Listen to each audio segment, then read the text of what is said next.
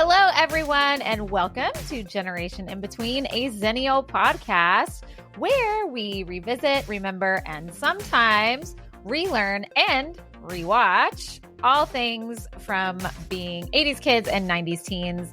We talk about all of those fun things, and we are on the last episode of our Xennial Girl Summer Series. Last one. The summer has gone too fast. No, I'm so glad it's over. Almost. It's been a lot. This summer has not been a breezy summer for me, so I'm glad. But this was our last thing. We did 4 movie rewatches and 4 book rereads of 80s and 90s. Most of our stuff was 80s, I think. Yeah? I think so. I mean, obviously, American Pie was 90s. I think all our books were 80s or 70s. Yeah. Because Judy Blume's were in the 70s. Yeah. And then movie-wise, I think 3 80s and 1 90s. Yeah. I think so. Yeah. So the interesting thing about our generation, for those of y'all, if you're new here, being a Xennial means you are a sandwich generation and you were kind of stuck between like Gen X and Millennial. So like things from both generations are relevant to your human development. Right. Right. And your cultural zeitgeist, like when you were coming of age. So this movie is part of more Gen X, I would say. I think so. Yes. Yeah. But I think so. It's still relevant because I remember watching this on cable TV all the time. I never saw it in its entirety, like with the bathing suit scene and everything, until I was like in college. And I haven't rewatched it in a really long time. And when we sat down to rewatch it, I was like jarred because I was like, I think that the foundational memories of this movie are what I saw on cable TV. Right. So I didn't see all the nipples. And it's probably not the like things that the movie's known for as much. Right. Which are those things that you wouldn't see on cable. Right. So we'll get into all of those exciting things. So today we're going to talk about Fast Times at Ridgemont High. I've got some background info, some random trivia. The last few times I did this, I was super organized and like I collected trivia and then I organized it and then I put my show notes, not show notes. What do you call it? Like your outline, your script. Like my notes that I took while I was watching. Oh, I'm sorry. Yes. Okay. I didn't do that this time. So it's just a hodgepodge craziness. So that's okay. We just gonna talk about the background. I mean, this is the one I watched too early. So it's been about a month since I watched it. And this morning I'm like, oh yeah, I watched it. Like I'm good to go. And I'm like, hey Siri, can you give me a summary of Fast Times at Ridgemont High? And I had her read it to me because I couldn't quite remember. I remembered it, but I was like, but what was like the core plot? I wasn't sure. That's hilarious. Yeah. So before we get into it, did you watch this back in the day or is this the first time you saw it? I've definitely seen pieces of it. My husband likes this movie and that's part of the reason I watched it early because he was like, oh, you guys are doing that one? I'll watch it with you. And I was like, yay, let's watch it today. And it was like way before we were going to talk about it. So I've seen it when he's... I'm having trouble hearing you. Guys! Siri thought I was talking to her. I never use Siri because it doesn't understand me. And look at that. Oh, because you said, hey, Siri. But your phone shouldn't respond to my voice. Right? Weird. That is crazy. Well, part of that is because it doesn't know what your voice sounds like. Right. I don't ever use that. I hate that stuff. Y'all know I don't use AI. I don't use voice stuff. We don't have really an Alexa. Funny. And that's why, because you never know that shit's always listening. It's always listening. It's always. Oh my gosh. Anyway, I'd seen parts of it, but never the whole thing till recently. Oh, yeah. Okay. This will be fun to talk about then. Yeah. I can't wait. All right. So let's do wait. We have to tell them what almost happened today. Guys, can Siri give me a summary of that? I need to start wearing what are those called? The cameras? A dash cam? A GoPro. You need to start wearing a dash cam. Are you a semi-truck? Are you okay? Are you a police car? What's happening? I need to wear a GoPro so y'all can see head on the looks that Katie gives me. Like when I say something that I just think she's going to know what I mean. And it's the best. Okay. Y'all what saw half almost happened today? Listeners, I also would like to know. Someone tell me. Okay. About the research for this. Okay. Yes. Okay. I remember. So Now I will tell you. So yesterday, I had like basically up until we were meeting today, like just back to back to back to back stuff. Like, Because y'all know why not Katie even does too much. Not even joking. Like, seriously, no time for anything. And so I was like, oh my gosh, I think I'm supposed to be doing the research for Fast Times at Ridgemont High. And I had some already started, I guess, from when I first watched it. So I texted her and I was just more like reiterating to myself, like in my brain, okay, you have to get this done. I was like, hey, I'm going to keep working on this. I'm going to finish it. And she was like, oh, I've like done hours of research on it already. I thought I was supposed to research it. So long story short, good news, I didn't have to find the time to do that. Bad news, we both did some research. Oh, it's so funny because we like this. The funny part to me is that we plan this out like detail wise in person, and then we do it over text because we forget. We write it down. We put it on social media. Well, not who's researching, but like the order. And we write down who's researching and everything. And we still, one of us manages to be like, am I doing this? Or are you like, who was it? And then, but I mean, I remembered this one because you did American Pie. Right. So, okay. But I think you got thrown off because I did Forever last week. Because you did, that's exactly what happened. And it just happened to be back to back. Yeah. Because what we said was I did more of the research for these because a lot of them you didn't know well. So I was like, that'd be weird for you to research. I mean, yes. I guess I would get to know it, but right. Like, you see what I'm saying? Yeah. Yeah. Anyway, so we almost had Danny's hours of research are here. My 5 minutes ish might come into play if I saw something that she has in her research. Which she probably did. But the funny thing is, like, when I say hours, I don't mean like nonstop. Right. Because you have to start in it because it does take a while. Mm-hmm. Even though like we present this information in like 20, 30 minutes and then we chit chat, it takes forever to dig through internet to figure out what, and then of course I get distracted and I'm like, oh, well, let me read up on this guy. And that has nothing to do because it like is linked up in IMDb. Right. Or you spend like 20 minutes trying to find somebody's name that you know, like whatever. Anyway, I actually did that for Dawson's Creek today. I don't know what bug, but every time I was like, oh, what's this? You'll see. Okay. But I like went on many research rabbit holes. And I didn't even realize it until I'd done it like 6 times. And then I was like, what am I doing? Wow. I really wanted to know the background on several things. Okay. Well, we'll save it. We'll get to that. Save it. If y'all want to know it, you got to tune in. You got to tune in to Dawson's Dawson. Creek, season 3, episodes 16 and 17. 17 and 18. I don't know. 17 and 18. Something. Okay, but for now, let's get to Fast Times at Ridgemont High. So for those of you that don't know, I'm going to give you a quick summary. A group of Southern California high school students would rather ignore their studies and instead indulge their teenage distractions. Yep. I love that. So this movie came out in 1982, which is why I said it's more of a Gen X. Mm-hmm. But plenty of us in the Xennial/Millennial have seen it because it has become a cult classic. And there are so many famous people in it. Like so many. I found out some really fun things. So again, no particular order, but it was written by Cameron Crowe, who also wrote other Xennial classics like Say Anything, Singles, Jerry Maguire, and Almost Famous. Yep. So that's my husband's favorite movie. Almost Famous. I could see that. So it makes sense that he also enjoys this movie. Yeah. It's the same writer. Yeah. Yeah, that makes sense. Mm-hmm. And then it was directed by Amy Heckerling, who we already talked about because she was Clueless and Look Who's Talking movie. So just to remind y'all there. What I did not know is this movie is based on a nonfiction book. Did you know this? I think that was like one of the first things I saw. So I did not know this. So while Cameron Crowe was employed as a freelance writer for Rolling Stone magazine, he actually went, I don't want to say undercover, but that's kind of what he did. He spent a whole year embedded at Claremont High School in San Diego. He actually had school administration approval to do this. This is weird to me. Right? It would never happen nowadays. Yeah. Never. So he could gather stories for a book. It's entitled Fast Times at Ridgemont High.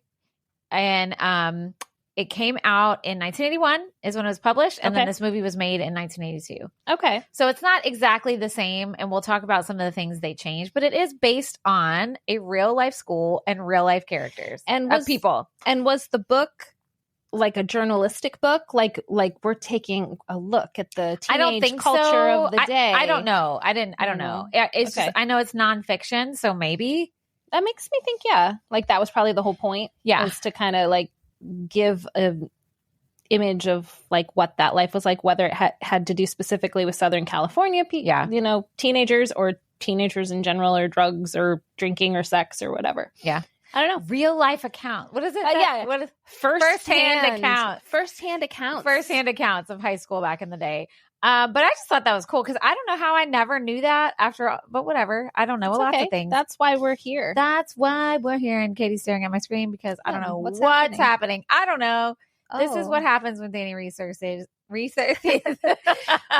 Well, I can't stopped. talk. We used to print out. This was before we were on video, so you wouldn't have seen it, listeners. Oh God, it was so but ridiculous. we used to print out our notes, but sometimes it would be 7 or 8 pieces of paper each. because of the print size. And then we would, because the print the size. font was so And we were big. just like, and Why are we then we doing couldn't this? like in the moment like change stuff, Right. and you would print it, and then you'd be like, oh, I forgot this whole section, so you have to print it again. So we were finally like, look, And everybody's like, why did it take y'all so long to figure that out? yeah, we were like, let's just use our devices. That's why sometimes I'm like on my phone. It's probably pretty clear in the video that I am looking at my script Oh, yeah. and not, making doctor's appointmts. But Well, I don't think it's a script. yeah. It's just my notes, our my notes. outline. Our notes. We're like, news people that have their little. Yeah. Yeah, but they use teleprompters. Oh, So they use scripts. True. Yeah. Okay. Well, anyway, So we're not like that. we're not like that. Not Anyway, like them. obviously, y'all can probably figure that out. Yeah. Okay, so this was first time director Amy Heckerling. It was her first big shindig. Cool. And she said she was seeking to make a comedy that was less structured than conventional ones, which is why she was kind of attracted to being part of that. She wanted to make it more like American Graffiti, Okay. which came out in 1973. So this is prior to Gen X. Yeah. Okay. And she said, so she wanted to make it less structured so that if, quote, you woke up and found yourself living in the movie, you'd be happy. I wanted that kind of feel. Okay. I don't know. Would I can be get- happy? It depends which character you are, I guess. Exactly. It took only 5 weeks to film. So that was interesting. After the initial review of the movie, the MPAA, which is who gives the ratings, gave the film an X rating Okay. because what you don't see is there was a full frontal nudity scene of Damone where he's in the pool house with Stacy. Oh, wow. Remember when they Yeah. just like get Yeah. naked and get at it? Yeah. My husband and I were dying laughing hard. Like we were just like, Hello. okay. Yeah. And then the other one was there was a scene when Stacy goes to get the abortion. Mm-hmm. You see her with the nurse, and then the next scene you see her just walking out, and her brother's waiting of the clinic. Yes. There was a scene in between there of her actually getting the procedure. Ooh. So those two things they took out, and then they got the R rating. Okay. So it's an R rating even with the amount of female frontal Boobies. nudity that we see. We talked about this before. I know. Boobies and wieners have different Yeah. patriarchal standards. So those parts were okay for the R rating, but not the full frontal pool house / abortion procedure. Yeah. I mean, I guess, is it like above the waist and below the waist, maybe? Maybe. Yeah, but wasn't it Porky's where we could see all of See the the women? bush? Yeah. True. And that was R. Oh, you're right. See, again, only Yeah. wieners. Well, Yeah. maybe things below the waist that dangle. I guess so, for some reason. I don't know. So, okay. Something I was very concerned with when we were watching this was how old everybody was. I was like so stressed about that because Jennifer Jason Leigh looks so young. She does. I am here to tell you that the people who made the movie were intentional to only hire people 18 and up. Okay. Awesome. Now, the girls are still quite a bit younger than the guys, and I'm going to tell you their ages in a second. The only person who lied about their age to get cast was Nicolas Cage, Okay. and he was 17 going to be 18, but they didn't find out he was 17 so after they filmed it. And for his character, it doesn't matter that much. Well, right. But I mean, the material in the movie. Well, he actually auditioned to be Brad. Oh, okay. So it would have mattered. It would have mattered. Okay. Now, I don't know if maybe they found out and then they were like, maybe. So let's talk a little bit about the cast. I'll tell you how old they were, and I'm just going to tell you some little tidbits about them, mostly Xennial movies that you would know them from if you don't remember. So first and foremost, Sean Penn, who I think is the best character. He's so funny. In the whole, he is hilarious. And I was like, as we're watching, and I'm sure I can look this up and I forgot. Was his Spicoli voice the inspiration for Crush the Turtle and Nemo? Oh, maybe. Because they Disney do sound movie? really alike. Like, if you close your eyes, Uh-huh. you could see a sea turtle You can smoking see a joint. Crush. Yeah, I got falling out of VW van. Go with the flow. Yeah, serious. Yeah. So this was actually his second movie. His first was Taps in 1981, where he played a military cadet. And then he was in a lot of movies in the 80s. He even was in, I forgot about this, a movie in 1986 opposite Madonna, who he was married to at the time, called Shanghai Surprise. It got horrible reviews. I remember. Do I don't you think I've remember? ever seen it, but I've never seen it, and I don't think I really want to. But I number one, forgot he was married to her. And number two, forgot they did a movie together. But the 90s is really where he kind of hit his like big movie star groove. And he was in Carlito's Way, Dead Man Walking, The Game, Thin Red Line. And then in the early 2000s, he was in I Am Sam and Mystic River. Interesting thing about Sean Penn, he's been nominated for hella Academy Awards. Yeah. Because he's also a director and a writer and producer and all the things. He has been nominated 5 times for Best Actor. Wow. But he's never won. No, he's won twice. Oh. Okay. He won for Mystic River and Milk. Okay. I love Mystic River. I know. That's one of my favorite So movies. good. And then the other 3 he was nominated for that he didn't win was Dead Man Walking, Sweet and Lowdown, and then I Am Sam. Okay. But he was so funny. And I have a lot of tidbits about him later because I'm just going to go ahead and say some of them. He is like a known method actor. Like that is what he is known for. And even for this movie, he would only let people address him as Spicoli. He changed his dressing room door to say Spicoli. I read that he did a lot of improv with Mr. Hand and like would intentionally do things to annoy the actor playing him just so he would keep him like irritated even when they were off camera. Wow. That's dedication. That is dedication. Yeah. And I also read Amy Heckerling said in an interview once that, the scene, I know you haven't watched it in a few weeks, where him and his friends fall out the car at prom and there's like all this smoke. Oh, yeah. She said they were really smoking marijuana. Oh, look at me. I sound like an old lady. gosh. They're really smoking marijuana. It was really a joy, I sound like an old guys. lady. Oh my gosh. I am an old lady.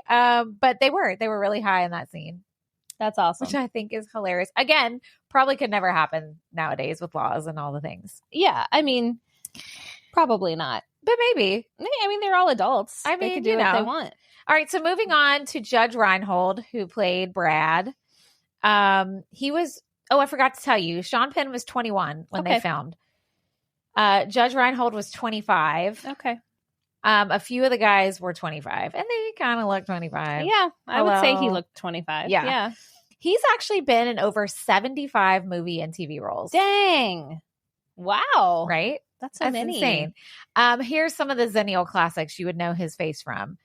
Stripes, Gremlins, who he was also in with Phoebe Cates. Ooh. Yep. Ruthless People, Beverly Hills Cop 1, 2, and 3, as well as Santa Claus 1, 2, and 3. Okay, so he just kind of hops on those franchises and just keeps coming back. Smart man. Super smart. Smart man. He's appeared actually in 2 films that have been selected for the National Film Registry by the Library of Congress as being culturally, historically, or aesthetically significant. Cool. I don't really know how you decide if something's aesthetically significant, but whatever. Maybe it's the cinematography, like the camera style, maybe. But the 2 of those 2 films are Fast Times at Ridgemont High and then Beverly Hills Cop. Wow. Look at that. That's really cool. I mean, that'd be really cool as an actor to be like, I was in 2 movies that have been like recognized for something cool. Kind of being like a slice of life at the time that they're talking about. Yeah. Also, I read a really funny quote of his that said, this movie, he had his first sex scene, but it was with himself. Yes, true. I mean, that's awesome. Can you imagine, like, being like, oh, okay, you're going to go in the bathroom. And he's like, great, cool. It's like, wow. Okay. So much fun. mean, Jason Biggs. Yeah. Same. I'm sure that was his first sex scene. Same. Same. Oh, my goodness. And then we have Jennifer Jason Leigh, first of the 2 girls, who plays Stacy. She was 19. Okay. And I thought she was younger than Phoebe Cates, but they were about the same age. Okay. She was in a lot of TV movie roles and TV series, but this was her first lead role. Okay. And then in the 90s, she kind of hit her like flow. She was in Backdraft, which I forgot about. I forgot about that Single movie. White Female is what I remember her from. Dang. Yes. Ugh. Gave everybody roommate anxiety forever and ever. She was in Dolores Claiborne, and then she was in The Hudsucker Proxy, which is a great movie. I recommend everybody to watch if you haven't seen it. She is the daughter of Vic Morrow, and this is actually really sad. He was in the Twilight Zone movie, and he died while they were filming in a helicopter accident while they were filming it for the movie.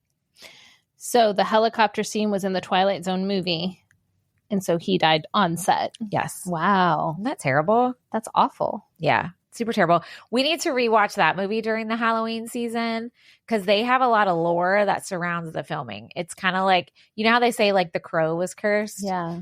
Kind of the same thing for this one. Okay. And Poltergeist. I would say Poltergeist is another one. Yeah. Yeah. She gave birth to her first child at the age of 48. I just threw that in because y'all. Stop. Can you imagine? Wow, there's still time for us. Not your first child. No. I'm not doing that. Not time for me. I was just wondering what you were going to say. Katie.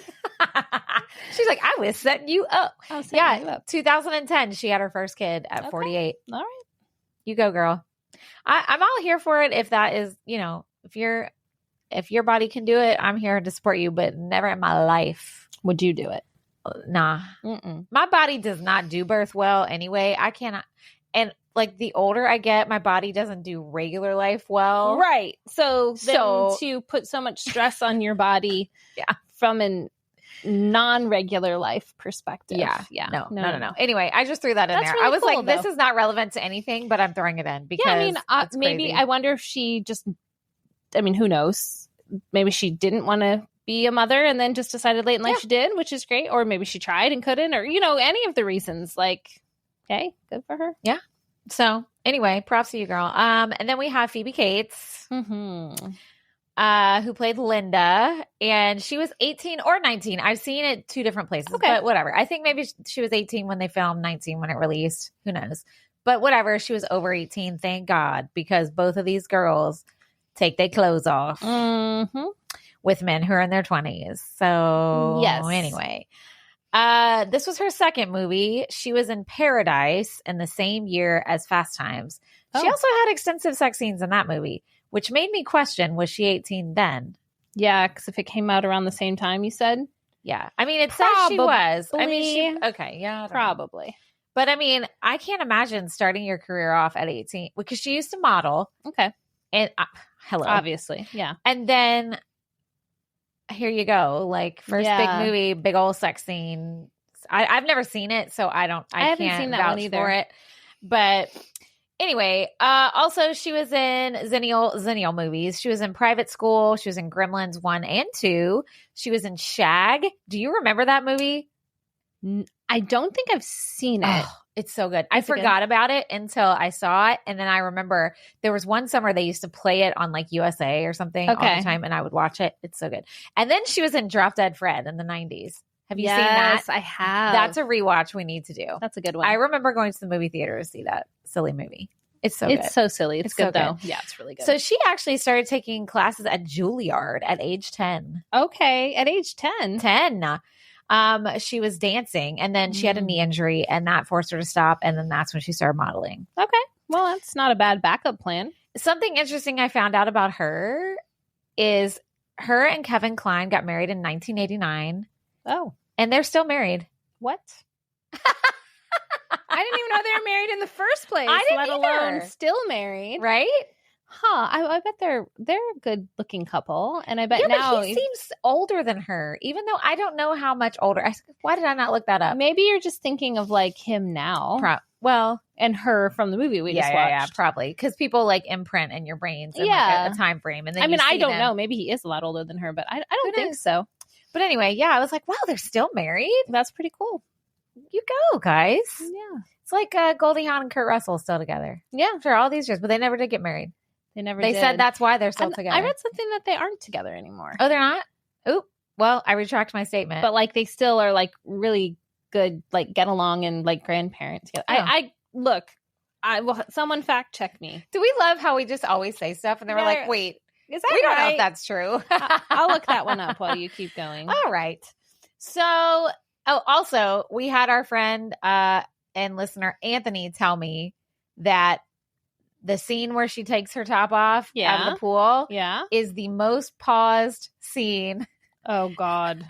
Oh, no. Like VHS tape wise in like all Xennial time frame. Yeah. Oh, my God. Now, how would you gauge that? Like you could gauge that on like YouTube. Right. Well, and I don't know. But honestly, I asked my husband, my husband was like, as soon as that music starts, that Cars song, mm-hmm. dun, dun, dun, yeah. dun, and I looked at him and I said, is this where you hit pause? Like, right. Oh, that's hilarious. As soon as her top comes off. The funny thing is, I didn't remember her top actually coming off because I told you I watched it so much on TV. And I was like, oh, like you actually see full on boobies. Like I forgot that. Same with Jennifer Jason Leigh in The Dugout, which we'll talk about. Oh, yeah. That. Okay, what'd you find? It looks like they are still together. Oh, just never married. Like okay, you said. My bad. They've been in a relationship for, I'm the one that said they broke up. Oh, yeah, not you. You're bad. My bad. Relationship for over 40 years, but they've never been married. So I thought I had read something that said they broke up, but I must not have. Doesn't say. Okay, well, there you go. Fact check on recording. Yeah. On lock. All right, so moving on. We're moving on to Brian Backer, who played Mark Ratner. Okay. He was 25 as well when they filmed. This was his second movie. He was in the horror movie The Burning in 1981. He had some random stuff in his filmography. Notably, he was in Police Academy 4 okay. in 1987. And then he was in the movie Loser in 2000, which I don't think I ever saw. But anyway, the most interesting thing I found out about this guy was he won a Tony Award in 1981 for Best Actor in a featured role in a play for Woody Allen's play The Floating Light Bulb. Never heard of it. So I think, and he did go back to the theater and do some things, but that's about all I got about Mr. Brian Backer here. All right, Brian. Then we move on to Robert Romanus, who played Mike Damone, who I had a huge crush on when I used to watch this. I don't know why. Because I watch it now, I'm like, he is skeezy. Why did I know? He's not cute. His behavior is terrible. Mean, but like exactly. Like he's not a character that I'm attracted to. No, it's not even looks based. You're allowed to think he's not attractive. I know, but say he's not cute. Well, to you, he's not. Well, yeah, but that was kind of a blanket statement. Well, anyway, he was also 25. Also looked it. Yeah. I think that he looked older than everybody else. Yeah, I feel like the guy playing Mark didn't really look 25. He looked older than high school. Mm-hmm. But like Judge Reinhold and this guy looked 25. Oh, definitely. 100%. So he was kind of like, he had way more success in the TV realm. Okay. He was on Days of Our Lives for 51 episodes in 1983. Jeez, that's a lot. Yeah. So after this movie. And then he was in the TV show Fame in 1984 for 10 episodes. Okay. And then he was in Facts of Life in 1984 for 4 episodes. He played Natalie's boyfriend, Snake. Oh my God, I love it. Which you could just envision. I could totally see it. He moved to LA originally, though, to be a singer. And he worked as a singing busboy in a restaurant for a while before he started acting. Yeah. I thought you were going to say bus driver. And I was like, wow. Also fun. Which you could do out there. Eventually, years later, he did form a band called Papa's Kitchen. Cute. Don't know if they're still together, but he's still acting today. He's Okay. still in some things here and there. So he still looks the same. He looks older, but I feel like he's very identifiable. Agree. And then there's also lots of notable actors in supporting roles. Mm-hmm. There was Ray Walston, who played Mr. Hand, Vincent Schiavelli, who played Mr. Vargas. Oh, yeah. Then there was Forrest Whitaker, of course, who played Charles Jefferson. Eric Stoltz played one of the Stoner friends, as well as Anthony Edwards. I saw him. That was so funny. And then we already mentioned Nicolas Cage, but also, interesting thing, he did not go by Nicolas Cage at the time. If you look in the credits, it's Nicolas Coppola. Because lest we forget, he is Francis Ford Coppola's nephew. Right. And he changed his name because he didn't want that to be his... He wanted to stand on his own. Yeah. Which we get. We understand. Totally get that. Okay. So now we're just going to move on to some random trivia. Let's do it. Random facts I found, Let's fun go. little things, Easter eggs, etc., etc. Some things we were talking about. So I did already say about the 18. Okay, this is actually really nice. According to Brian Backer, who played Mark Ratner, Jennifer Jason Leigh and her family let him stay at their house for no charge till filming wrapped, because he flew down from Brooklyn and was totally broke. Like, he was a broke actor. So they let him live free of charge with them the whole time really of filming. sweet. I know. I was like, that's so nice. Okay, so did you notice this near the beginning of the movie? Troy and I talked about this. Mr. Hand is like passing out handouts or whatever, and they all pick the paper up and smell it. Yes. Do you remember this? Yes. Vaguely. And Troy was like, oh my God, do you remember that? And I didn't at first. And then we started talking, and I was like, oh yeah, papers used to smell different because before they had copy machines, they were too expensive to have them in public schools. They had what was called ditto machines. Yes. And it was like purpley. Now, don't ask me the mechanics of how a ditto machine worked. I don't know. But it had the ink left like a smell on the paper. Do you remember that smell? And as soon as we started talking about it, I was like, and then I was like, oh, right. So that was something I found about, like, younger people who see the movie are like, what the hell are they doing? Yeah. Because they've never Right. seen or known what that ditto. That smell and that kind of like, yeah. Okay, this is totally crazy. This probably is wrong. Did it have a hand crank? Oh, I have no idea. Okay. But I think that's maybe. wrong. Why do I feel like there was how a else hand would crank? it work? You just like close something and open it? Like, how would it even? I don't know. Okay, we'll revisit that. We need to figure out the mechanics of the ditto machine. The but ditto not right machine, now. everyone. Okay, so let's take a second and let's talk about Ray Walston. Okay. Okay. At this time, not at this time, but he was best known for playing Uncle Martin on the TV show I was like, wait, My Favorite Martian. And that was in the early 60s. Oh. So for a long time, because of that role, he was typecast, and he said he couldn't get any serious roles because everybody just thought of him as this character. Mm-hmm. So it took like decades for that to stop. So when he got the role of Mr. Hand in this movie, he said when the movie released, he would be walking down the street and teenagers would see him and shout, Mr. Hand! And he said he loved it because that means after all that time, he finally broke free of that character he was typecast as. That's awesome. But now he's Mr. Hand. But now he's Mr. Hand. But that's okay because I feel like he got to do both. So yeah, that's true. He's golden. He was really funny. He was so funny. Oh my I liked gosh. him. And did I say this already, or did I tell you this before we filmed about how Sean Penn would improv with him? You said it earlier in the episode. Yeah. Okay. You said he would like deliberately annoy the actor. Yes. So that it was like a genuine annoyance relationship okay. dynamics. Yeah. All right. I did say that. Well, you now you heard it twice. Thank you so much. Sometimes I can't remember like if we talked about that before we hit record. It's true. And we really should just start hitting record, even if it doesn't all go on the air. Like, we had a good talk about haircuts before we turned on the mics today. And then we were like, man, that we should have recorded that. Well, I guess you guys will never know what we had to say about haircuts. Well, sometimes we do hit record and then we have some sometimes we do. Because I get good social clips from that pre-show. You sure do. Pre-show. The pre-show must be recorded. Okay. So moving on.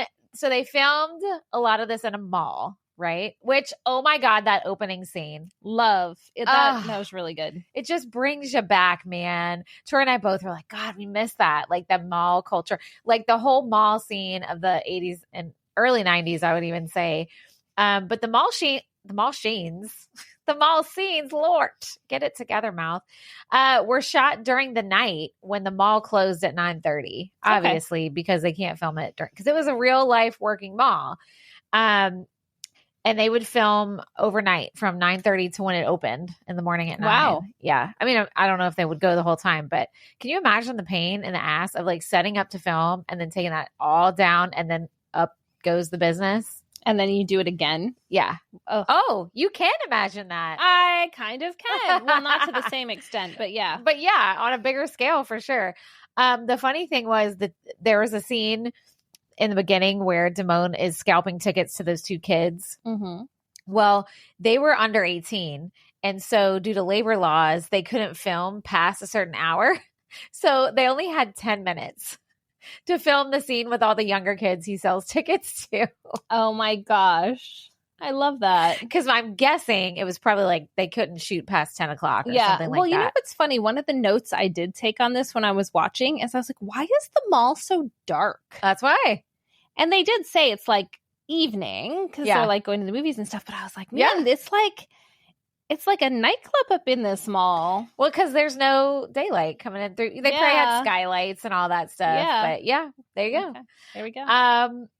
So while we're talking about the mall, let's talk about a product placement that has become a classic item that has still remained popular to this day because of this movie. I don't remember. It has to do with Spicoli. Okay. And he hits his head with one of these. I don't know. Vans. Oh. The checkerboard Vans. Yes. God, what is wrong with me today? We're filming. We forgot to say we are filming in the middle of the day today. We did forget to say that. We don't usually do this. We usually film in the morning or at night. And middle of the day is weird. It's weird. And night gets a little weird too. But this is like, yeah, it's very odd in between. Life is happening so much. Like by this time of day. Doesn't it always happen? It does, but I feel like if we start at like 8:30 or 9, it takes until lunchtime for everything, at least a snowball in my life, to get so gigantic. But when we started at like 12:30, and like we'd already done my dog groomer's calling, and people have emails I'm thinking about that I need to reply to. So it's just like the more things have happened in the day by now. Right, that's true. But anyway, so this Vans place, they decided to place this shoe in this movie, and that shoe is still their number one seller today. Wow. Because it's still remained relevant through every decade. Yeah. It's a cute shoe. And it's supposed to be for skaters, yeah? For like skateboarders? Is that the point? I think so. Part of skateboarders, culture? I think surfers as well. Okay. Yeah, I think it's like both, maybe. I don't know. I'm not a Vans expert, so don't come at me, guys. I've never worn a pair of Vans in my life, so I don't know. I think I've worn like my kids, like now that they're older. Yeah, like, I've never worn Vans. I wore Converse. I still wear Converse. Yeah, me too. But Vans never, not because I don't like them. They just not my shoe. Never have, yeah. But anyway, that's fun. It's capitalism at its finest, but it worked. So another piece of mall trivia is the mall they filmed this. Did I say which mall it was? It was the Sherman Oaks Mall. Okay, no, you did. Okay, well, there you go. Jennifer Jason Leigh actually worked at Perry's Pizza before they started filming. Stop. Yes. So she's from that area? No, she did it for the movie. Oh, I'm sorry. As like experience. I thought you meant like in general she worked there, like in her life. But it's for like a genuine portrayal. Got it. Okay. I was like, okay, girl. So she's a little bit method too. Yeah. Okay. I don't think I would do that. I'd be like, I'll figure it out. Thanks. Like, I can figure it out. But I mean. But the mall was, for those of y'all who were not around for mall culture or were too tiny to understand, that was the place to work. That was the place to work. That was the place to hang. Like, and like he even says it, like they reference it like, oh, I'm not on the happening side of the mall because he works at Mark Ratner works at the movies. Yeah. And he's complaining to Damone and he's like, everything happens over in the food court. Yeah, it's true, right? And it was hopping. Like, in addition to me saying, oh, it's dark in there and it feeling like a club, it felt like a club based on the sheer amount of people everywhere and young people and like the energy of the mall when all those people are in there. I know. It's just, it's so fun to relive that. And I mean, I have a feeling like I feel like is happening with like watching TV and stuff. I feel like we're eventually going to have a pendulum swing back to like cable. Right. Because we're already kind of there. When we first started streaming, like you couldn't stream from a lot of places. Now you pay for 800 streaming services. And people are like, wouldn't it be great if you could just pay one flat fee and watch all the things? And I'm like, that's what cable is. Yeah, right. Like, that's hilarious. I think we'll eventually take a little swing back, just like malls have been dead for a while. But I feel like because everybody is into this nostalgia, we're going to take a swing back. I took my 4 girls to the mall yesterday. They love going to the mall. Girl, that Melbourne mall is popping all the time. All the time, any time of day. It's not even a great mall. It's really not. It's really nice. I guess fine. it's just because there's not as many experiences like that now, maybe. But like, okay, so here comes the old lady. They don't open till 11 in the morning. It's so dumb. That is nuts to me. And they close at like 6 or 7. But do you remember when we showed up for our JCPenney photo shoot? We got there and we were like in our outfits waiting by the door to be let in. It was giving like us waiting to buy tickets or something. We were just sitting there and it was Halloween. And all these people, we were with the old people. Yeah. And they were like, do you remember they were like trying to not look at us, but it didn't matter because it was Halloween and they just thought. Yeah, I think everyone gave us a pass because it was Halloween. We would have worn it anyway, any day. It just worked out. But I did, and I went to Kohl's and whatever. She got spotted. It was a whole thing. Care. But yeah, like I'm always just like yesterday. Like I'm like, all right, well, I need to take you guys. Let's leave at like 9. I'm like, I guess we'll go thrifting. So what y'all do? We thrifted first, which was good. We got a few things, and then we went to Ross because they opened at like 9:30 or 10. And you went with all 4 of your girls? All 4 at the same time. Now, my older teens, then they'll branch off. Oh, okay. Mostly. And then my 3 oldest, they would take the 13-year-old with them sometimes too, if they were nearby. So I could be with the younger one, like trying stuff on her. And then we meet back up. And you know where we met back up at the end? The food court. We all got us some lunch and headed out. I got to say, the food court there disappoints me. It's not great. I'll take that back. Some of the places are great. But yeah, I wish they had more. I know. Variety. Do you know what? Remember we went for our photo shoot and we ate that Greek place and it was so good. So good. So I went back. Cooper, we did like a mall birthday thing. They did a mall selfie scavenger hunt, which was it was cute. But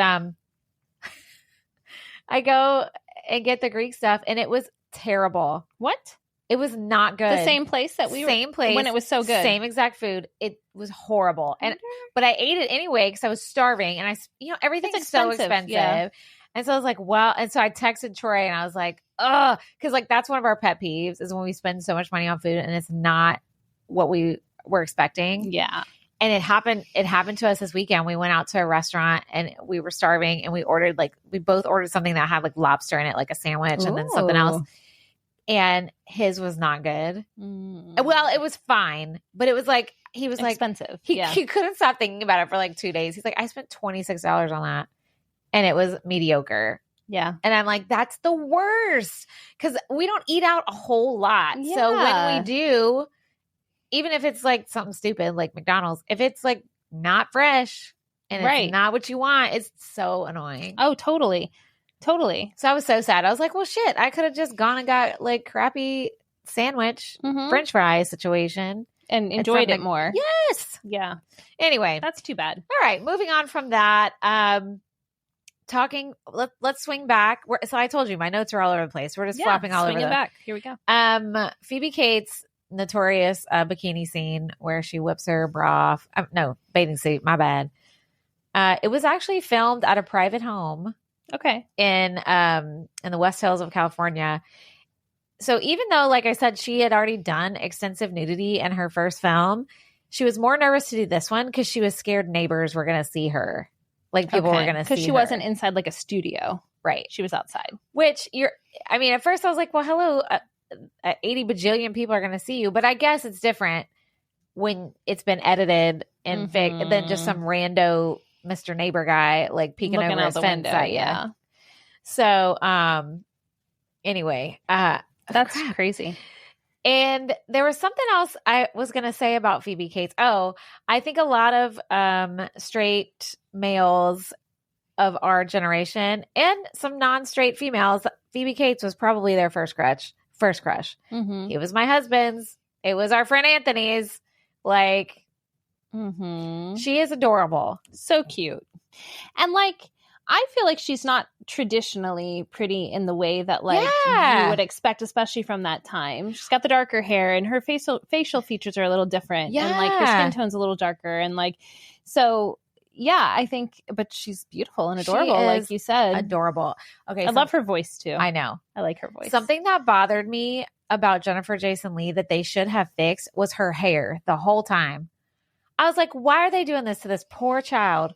She has great hair. She has naturally wavy hair, and they would brush it out. And it was just like a poof. And it was bad. Yeah. It was bad.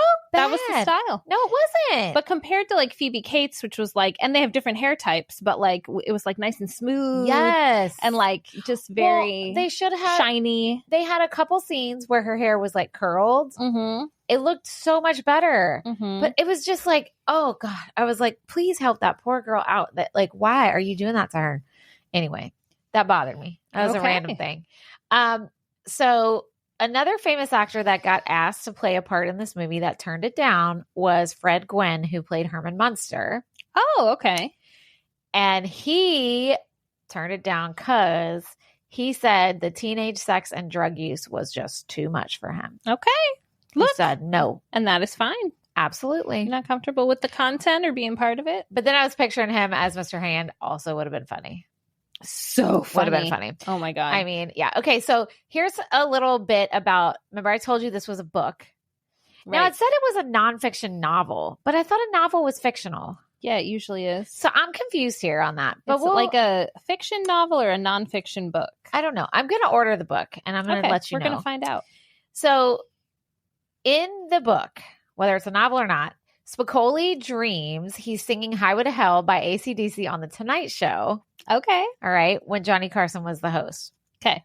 But when they were filming the movie, Johnny Carson refused to do it because he did not agree with the movie content.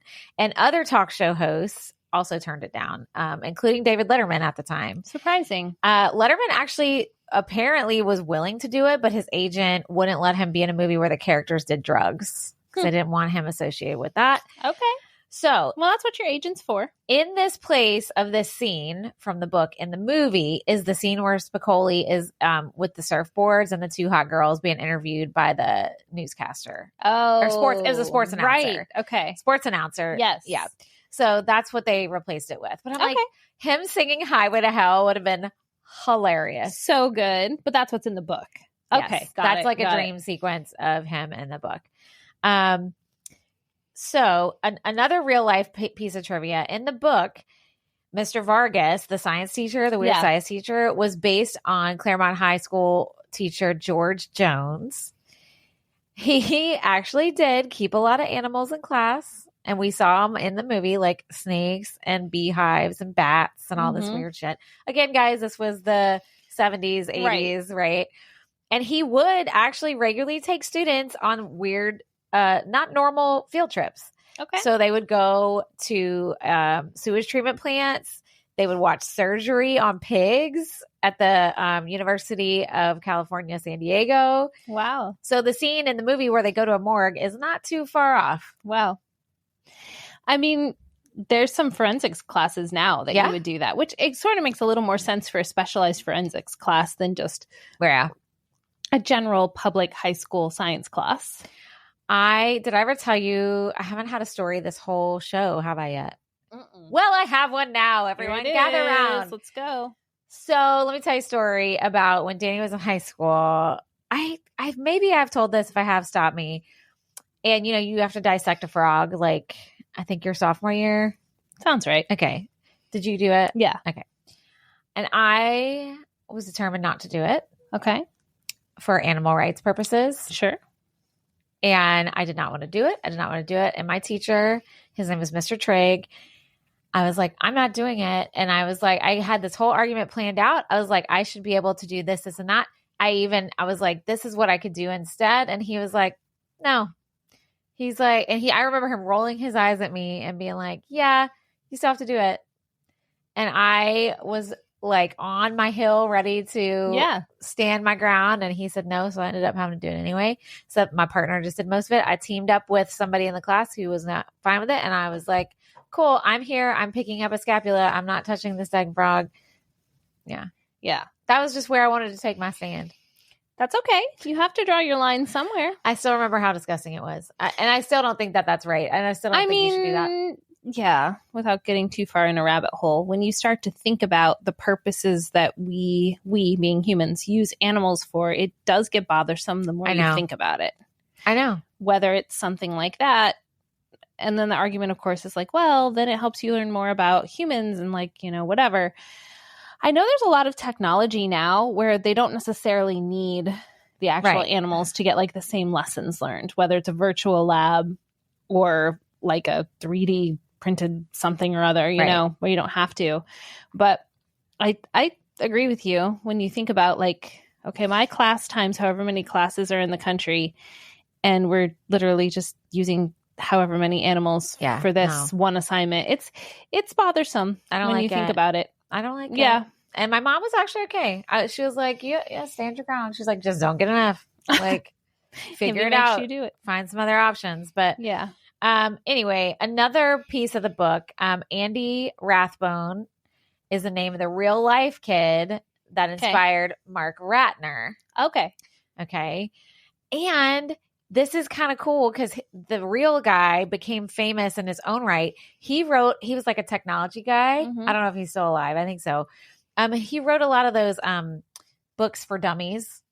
Remember really? How it was like Microsoft Word for Dummies, PowerPoint for Dummies. He wrote a lot of those and got rich and famous. Good. Look at that. I love that. Isn't that funny? Yeah.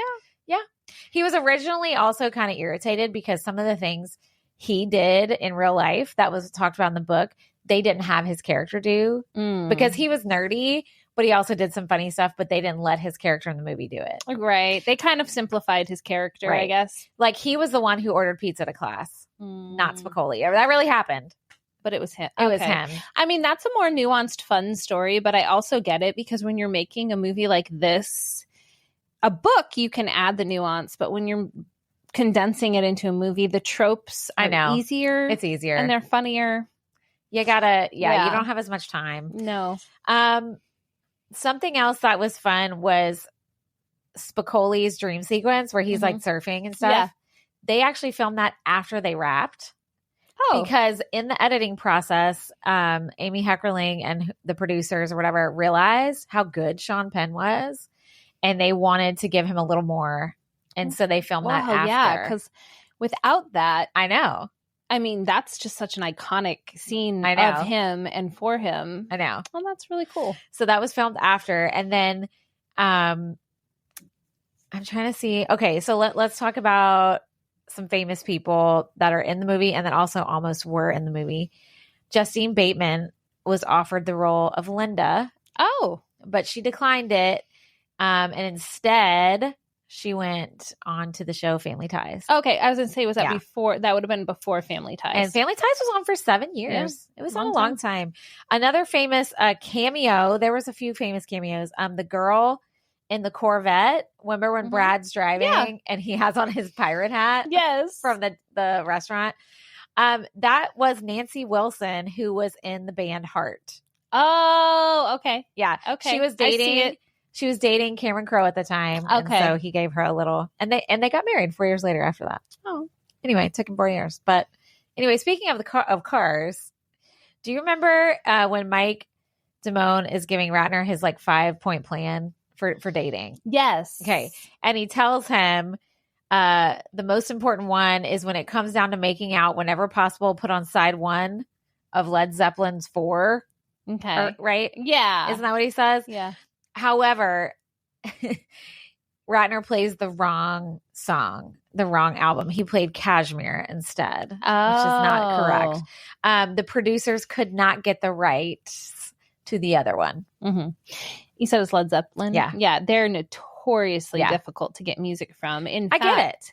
Like, I want to say, again, just off the cuff, because Brant and I have talked about this, because Almost Famous is one of the only movies Led Zeppelin is in. Like, there's Led Zeppelin movie and Led Zeppelin music in that movie because of Cameron Crowe and the connections. Right. But they're notorious for just saying no. So I'm not a Led Zeppelin huge super fan or anything. Mm-hmm. I'm looking at my notes and I realized something really stupid.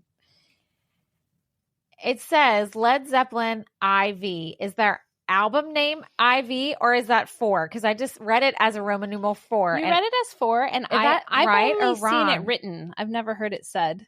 Uh-oh. Google it, man. I was just going to ask Brant because he'll know. Okay, we'll come back after we hear back from Brant. Because I was like, I read that as 4, and then I'm like, wait, is it IV or is it 4? Right. And all you Led Zeppelin fans out there are like, oh my God, you dumb moron. Listen, I'm telling you right now, I don't know. So we're going to find out. Brant's going to help us out. I'm going to find out, and he'll know. Okay. So moving on to another thing before we hear back from Brant. I hope he answers you. I think he will, but we'll see. Okay. So some of the actors, like I was saying, who had auditioned for this movie that weren't in it: Ralph Macchio, Matthew Broderick, Meg Tilly, Michelle Pfeiffer, Lori Loughlin, Elizabeth Shue, Kelly Preston, Rosanna Arquette, Carrie Fisher. Oh my gosh. Ali Sheedy, and DB Sweeney. That's so many. That's so many. Yeah. Yeah. Wow. So lots of people, lots of Xennials, relevant actors that we were interested in this. He says it's pronounced 4. Oh, you got it right. Okay. Yay. I'm going to say yay. Danny said it right. I said it right. I didn't screw something up. Look at that. Okay. So the Ridgemont High scenes were filmed over 8 days at Van Nuys High School. Classes actually remained in session while they were filming. Okay. And the school let students interested in filmmaking watch the production. Fun. How fun is that? I mean, it's such a cool thing that you can give your students, but I just feel like this is very much stereotyping school administrators. But I feel like most school administrators would be like, it's a distraction. Just like do your schoolwork. Yeah. But that's totally stereotyping. Maybe every single administrator would be like, this is freaking cool. You can watch if you want.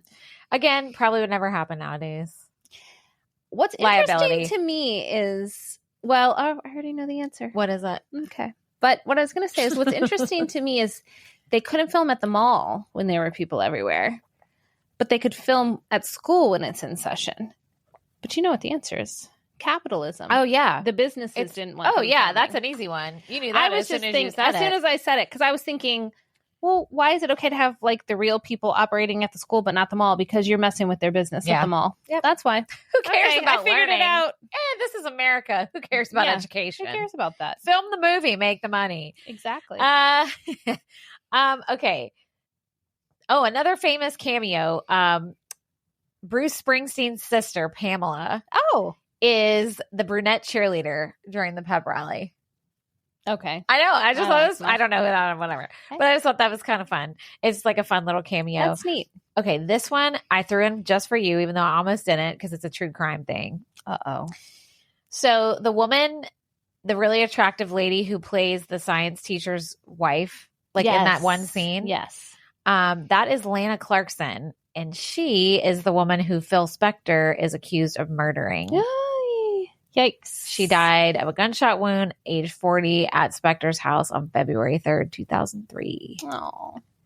Yeah. I just threw that in for you because of the true crime thing. Thank you. I was like, I'm not bringing that in. I'm like, just give it to Katie. You're like, now I have to. Ugh, I didn't like that.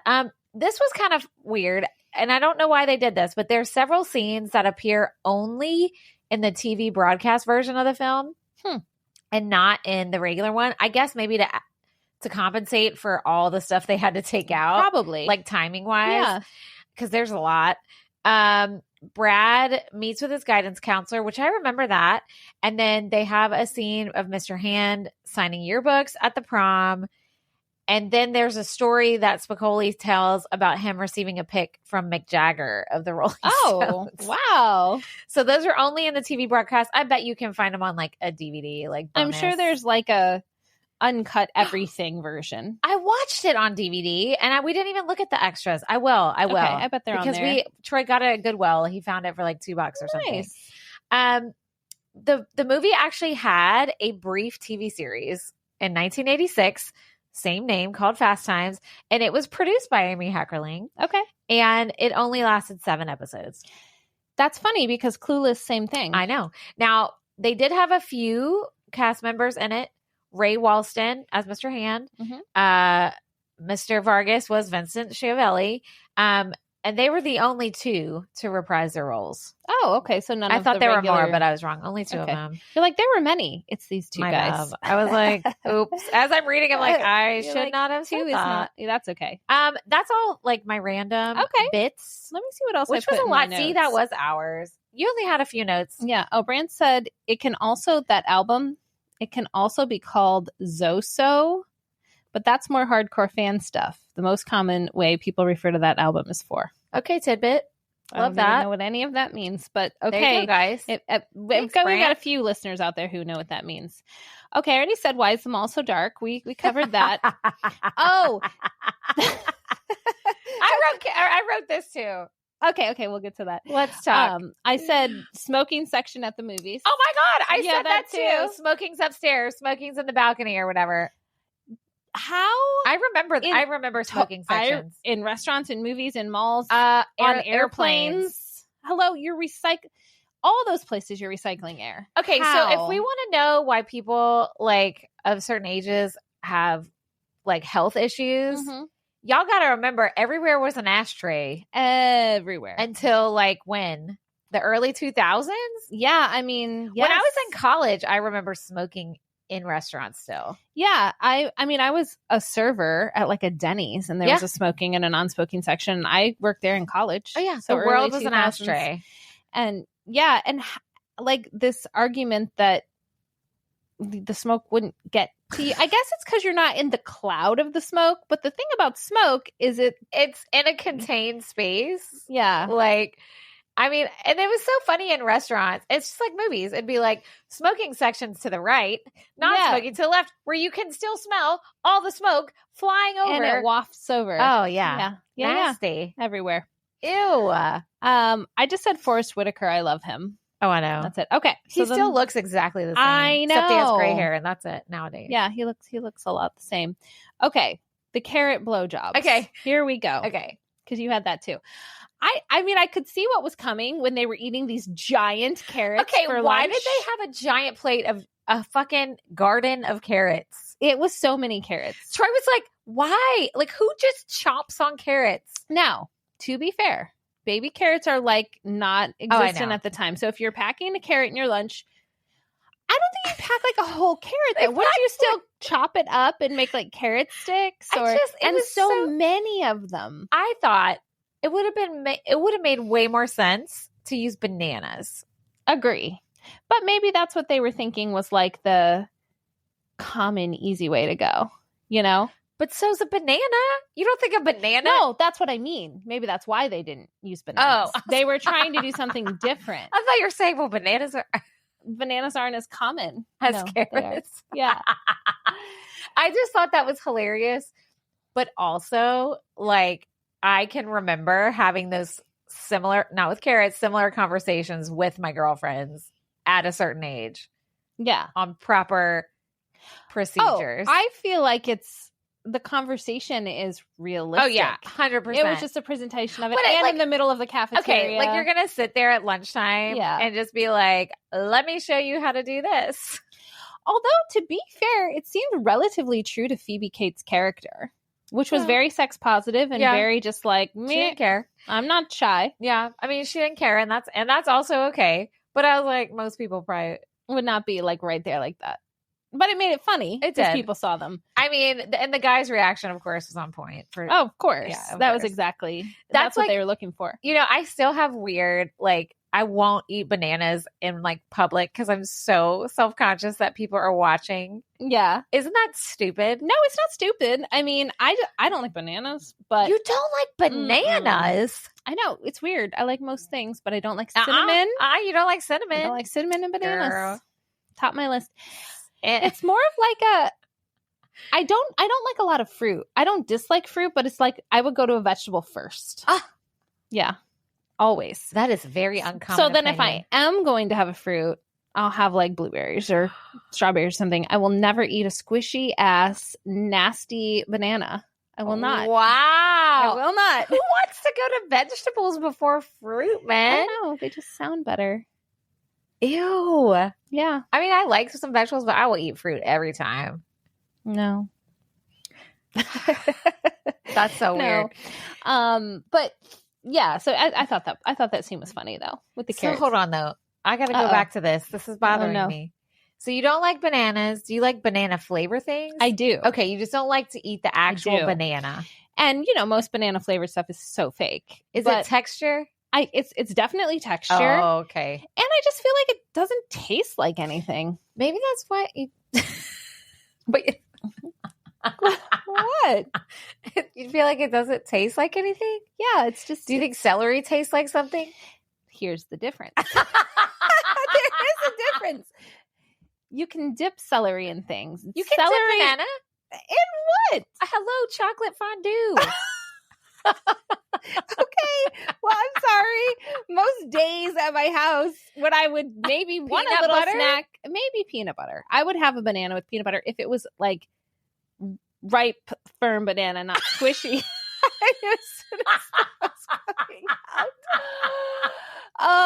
But celery, you can have ranch, you can have Caesar, you can have. So you don't, but then peanut you don't butter actually like celery. You like the dip that you put the celery. I mean, it's the same with carrots and same with salad. I like the stuff I can put on it. Actually, like vegetables. You like the condiments. I mean, I'll eat vegetables plain too, and I will not eat a banana ever. Guys, she's very against bananas. That's like one of my favorite fruits. Okay. And you know why? It's so good because it's got the carbs. It's got the it's such a good energy boost. And I love peanut butter. Mm-hmm. Like peanut butter is one of my top foods. And I will put peanut butter on a banana and it is the best snack in the history of the land. Mm-mm. It's not. It's really not. I do love peanut butter, but not on banana. Okay. Nope. I'm not going to waste my peanut butter. I don't know. We're just going to talk about that. All right, we're done with that. Keep going. So the carrot blowjob situation, funny. I thought it was funny. And honestly, not that. I mean, girl, if you're a male out there, or not, because people of all genders give blowjobs. Oh, absolutely. Well, thanks for your confirmation there. If you're a person out there who wondered if people really like talk about that, like if you're not a person who gives the blowjobs, you're only a receiver of one. Let me put it that way. There you go. Who knew we were going this way? People really do talk to their friends about how to properly do it. Oh yeah, I mean that was a realistic conversation. Maybe just not the in the presentation of it was a little over the top, but again, it's for a movie to make you laugh and to get the reaction from the boys watching. But you know, when we read Forever, didn't he tell her how to do it? Yeah, he did. Just don't shove somebody's head down, okay? Just that's the number one rule. That's the number one rule. I don't care who you are. Nobody likes their head to be shoved down. Unless they tell you to. Well, but let me erase. Don't assume. Let me put that. Oh my God. That just, okay. That's like one of my pet peeves. That's one of my pet peeves. I hate that in movies.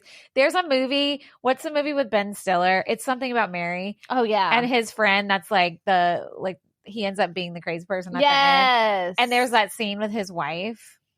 And he's watching TV and you don't know she's in his lap. Yes. And she pops her head up and then he shoves her head back. It makes me so mad. You can see that has lived forever in my brain. I was like, I don't even remember that. But as soon as you started to say it, I did remember it. But you just grabbed that out like that.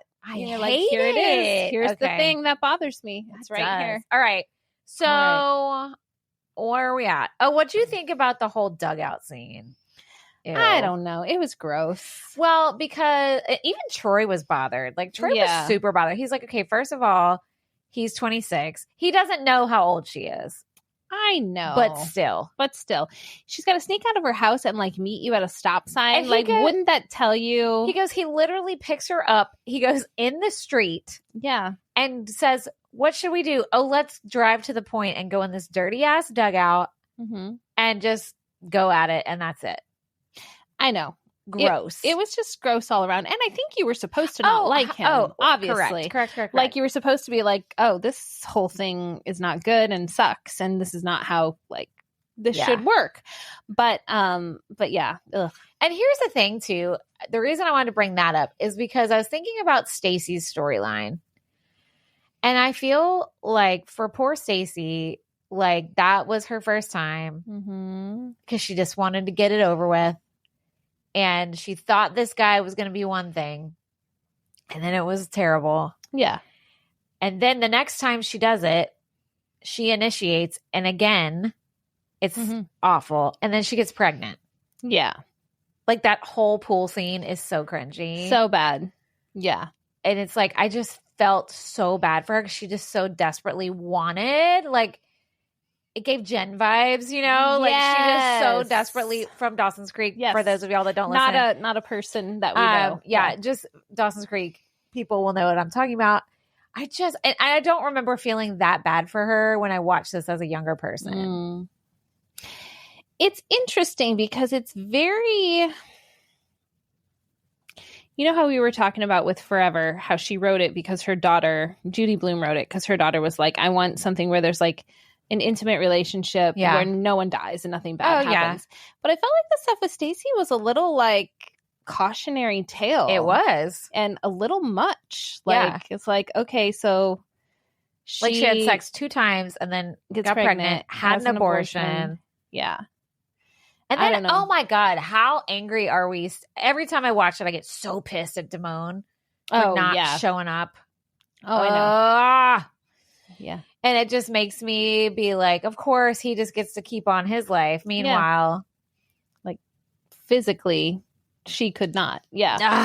I know. That whole, I mean, and then the other side of it is it presents her making the decision and the abortion and all of that in a very straightforward way. Yeah. Which is appreciated. But, like, I just felt like, I don't know. I just felt like, okay, so now we're supposed to be like, oh my God, if I go out and have sex, all this stuff's going to happen to me. Right. Which is not super helpful or realistic for every situation. The thing with that, Troy and I were like, this movie was more serious in parts than we remember it. Like, I just was thinking teenage sex romp, right? Yeah. No, there was some serious heavy things. Yeah, agree. Sprinkled in. Definitely. I was like, I forgot one funny thing that I noticed and we laughed really hard about. The scene of Judge Reinhold, Brad. Oh, Brad.